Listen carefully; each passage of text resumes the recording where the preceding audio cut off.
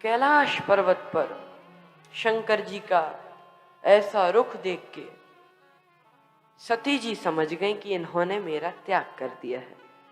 शंकर जी समाधिष्ट होकर बैठ गए। बीते संवत सहस 87 तजी समाधि शंभु अविनाशी। 87,000 वर्ष बीते, इतनी समाधि लगी शंकर जी की। और जैसे ही समाधि खुली, सती जी तुरंत आई, प्रणाम किया। लेकिन शंकर जी ने आज वाम भाग में आसन नहीं, सामने ही बिठाया। अब देखिए, श्री सती जी के पिता प्रजापति दक्ष यज्ञ कर रहे हैं और उस यज्ञ में सभी देवता जा रहे हैं। अच्छा, जा रहे थे तो इतना बड़ा आकाश था, थोड़ा घूमकर चले जाते। देवता लोग वहीं से विमान निकालने की क्या आवश्यकता थी जहां शंकर जी और सती जी बैठे थे। आप लोगों ने प्रायः देखा होगा कि कहीं कोई भी फंक्शन हो,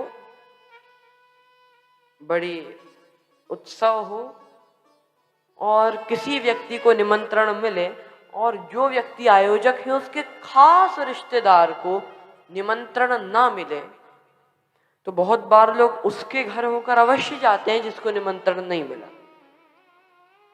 और वहां जाके कहेंगे कि आप नहीं चल रहे, जबकि पता है कि इसे निमंत्रण नहीं मिला, लेकिन कहेंगे आप नहीं चल रहे हैं। लेकिन जब उसी से कहला लेंगे निमंत्रण नहीं मिला, अरे आपको निमंत्रण नहीं, बहुत गलत किया उन्होंने। हमारा तो मन कर रहा है कि हम भी ना जाएं, आप कहो तो ना जाएं। अब कौन ऐसा कह दे कि ना जाए? जा रहे हैं पर मन यहीं रखा है। ऐसे ही ये देवता लोगों की आदत ही है। शंकर जी को निमंत्रण नहीं मिला, श्री सती जी को निमंत्रण नहीं मिला दक्ष के यज्ञ का। लेकिन सती जी ने जब इन विमानों को देखा, अच्छा ये देवता लोग चुपचाप जाते अगर जा ही रहे थे, तो सुर सुंदरी करही कल गाना, सुनत श्रवण छूटई मुनि ध्यान, गाते बजाते जा रहे। ये लोग गए। तब सती जी ने पूछा कि महाराज, ये सब लोग देवता कहाँ जा रहे थे? शंकर जी बोले, आपके पिता दक्ष का यज्ञ है, वहां पर जा रहे हैं। तो सती जी ने जैसे ही सुना, पिता यज्ञ सुनी कछु हर्षानी, मेरे पिताजी का यज्ञ, मैं तो अवश्य जाऊंगी, आप नहीं चलेंगे क्या? शंकर जी बोले, मन तो मेरा भी है पर निमंत्रण नहीं मिला। तो सती जी बोली कि अरे निमंत्रण की क्या बात, बहुत अच्छी बात कही सती जी ने।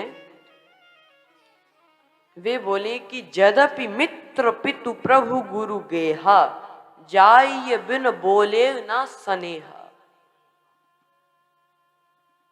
यद्यपि मित्र पितु प्रभु गुरु गेहा, जाय बिन बोले न स्नेहा। मित्र के यहां, पिता के यहां, स्वामी के यहां, इनके यहां बिना निमंत्रण के जाने में कोई हर्ज नहीं है।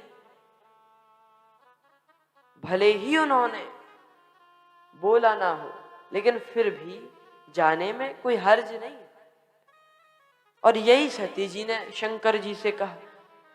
शंकर जी बोले कि तहां जाए कल्याण न होई। लेकिन जब सती जी ने बहुत अधिक हठ किया, तो शंकर जी ने दिए मुख्य गण संग। तब ये कुछ मुख्य गणों को साथ में देके और विदा कर दिया। अब देखिए कि सती जी पिताजी के यज्ञ में गई, वहां जाकर देखा अपने पिता का व्यवहार, बड़े क्रोध में और विरोध में। बहनें मुस्कुराते हुए मिली, लेकिन सादर भली मिली एक माता, भगिनी मिली बहुत मुस्काता। अच्छे से तो केवल मां ही मिली,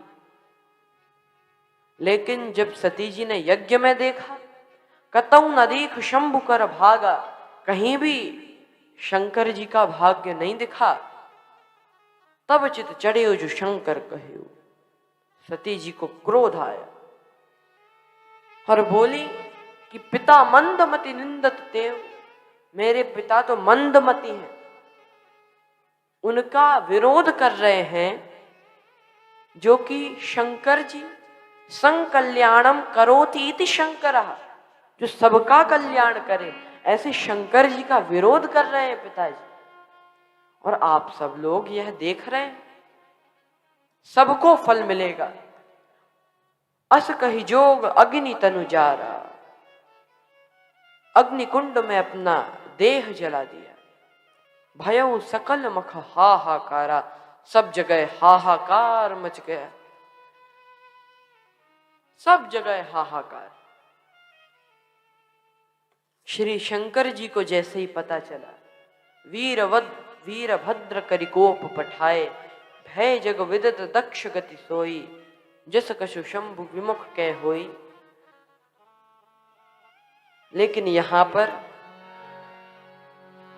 सती मरत हरिसन वर मागा, जन्म जन्म शिव पद अनुरागा। सती जी ने मरते समय वरदान मांगा कि मेरा जन्म जन्म भगवान शंकर के चरणों में प्रेम रहे, और इस वरदान मांगने के कारण, इसी कारण से ते ही कारण हिम गिरि ग्रह जाए, ते ही कारण हिम गिरि ग्रह जाए, ते ही कारण हिम गिरि ग्रह जाए, ते ही कारण हिम गिरि ग्रह जाए, ते ही कारण हिम गिरि ग्रह जाई, ते ही कारण हिम गिरि ग्रह जाए, जनमी पार्वती तन पाए, जन्मी पार्वती तन पाए, ते ही कारण हिम गिरि ग्रह जाई, ते ही कारण हिम गिरि ग्रह जाए, ते ही कारण हिम गिरि ग्रह जाई, ते ही कारण हिम गिरि ग्रह जाए, हिम गिरि ग्रह जाई, हिम गिरि ग्रह जाए,